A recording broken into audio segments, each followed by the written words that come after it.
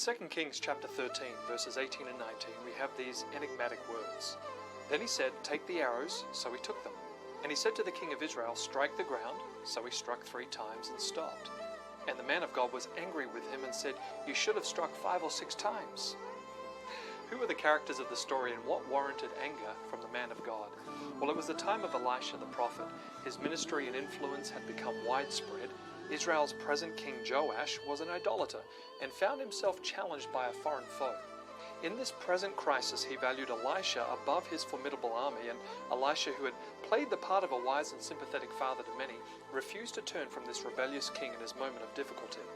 The transaction that follows the king's desperate plea for assistance is intriguing. The aged prophet tells Joash to take up a bow and arrow, so he does. Joash is then told to put his hands on the bow. He does, and Elisha puts his hands on Joash's hands. He then tells the king to open the window eastward, in the direction of the enemy army, and so he does. Having opened the window, the prophet tells him to shoot.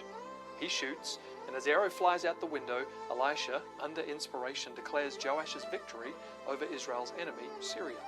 Then Joash, his faith in the promise of success is tested. And we now arrive at those interesting verses quoted earlier. Joash strikes the ground only 3 times, declaring his uncertainty of victory. It was this lack of faith in the promise of God that made the prophet angry, leading him to declare, "You should have struck 5 or 6 times, then you would have struck Syria till you had destroyed it.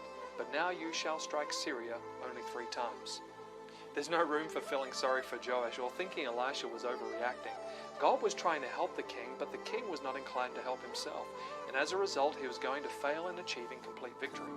This is a powerful life lesson for anyone. When God opens the way for something to be done or asks us to obey Him in a certain area of our lives and gives assurance of success, we need to do all we can to bring about the expected results.